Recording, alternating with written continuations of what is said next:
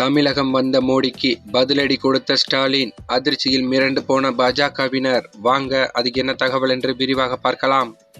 கோரிக்கை வேறு, அரசியல் வேறு. நான் முன்வைத்தது கோரிக்கைதானே தவிர அரசியல் முழக்கமல்ல. ஸ்டாலின் விளக்கம்.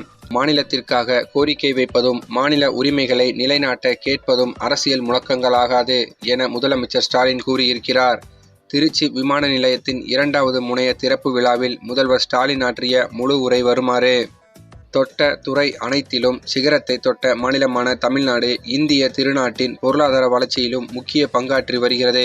அப்படிப்பட்ட நம்முடைய தமிழ்நாட்டின் இதய பகுதியாக இருக்கும் திருச்சிராப்பள்ளியின் பன்னாட்டு விமான நிலையத்தில் 1112 கோடி ரூபாய் செலவில் அமைக்கப்பட்டிருக்கும் புதிய முனையத்தை மாண்புமிகு இந்திய பிரதமர் அவர்கள் திறந்து வைத்து சிறப்பித்திருந்தார்.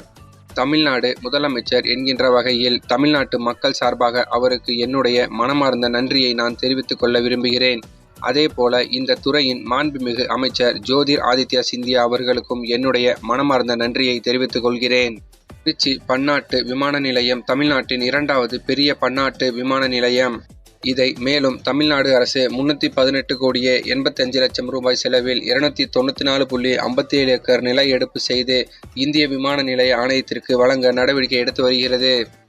மேலும் திருச்சி உட்பட சென்னை, கோயம்புத்தூர், மதுரை, வேலூர், தூத்துக்குடி விமான நிலையங்களை விரிவாக்கம் மற்றும் நவீனமயப்படுத்த 3118 கோடி ரூபாய் செலவில் 302.44 ஏக்கர் அரசு மற்றும் பட்டா நிலங்களை இந்திய விமான நிலைய ஆணையத்திற்கு வழங்க நடவடிக்கை எடுக்கப்பட்டு வருகிறது.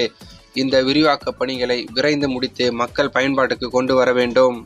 மாண்புமிகு பிரதமர் அவர்கள் அறிந்த ஒன்றுதான். கடந்த மாதம் சென்னை மற்றும் தென் மாவட்டங்களில் கடுமையான மழைப்பொழிவை தொடர்ந்து ஏற்பட்ட வெள்ளம் காரணமாக அந்த மாவட்டங்களில் பொது உள்கட்டமைப்புகள் பெருத்த சேதமடைந்திருக்கிறது. மக்களின் வாழ்வாதாரமும் மோசமாக பாதிக்கப்பட்டிருக்கிறது. எனவே அவற்றை கடுமையான இயற்கை பேரிடர்கள் என்று அறிவித்து தேசிய பேரிடர் நிவாரண நிதியிலிருந்து தமிழ்நாட்டிற்கு உரிய நிவாரண நிதியை வழங்க தமிழ்நாட்டு மக்கள் சார்பாக நான் மீண்டும் கேட்டுக்கொள்கிறேன்.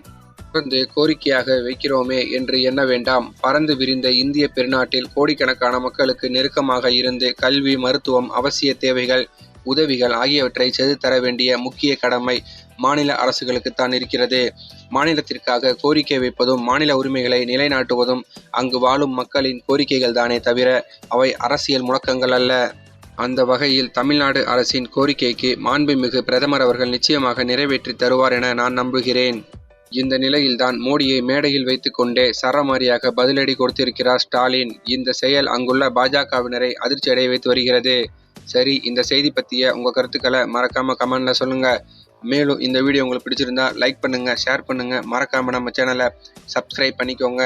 தேங்க்ஸ் ஃபார் வாட்சிங்.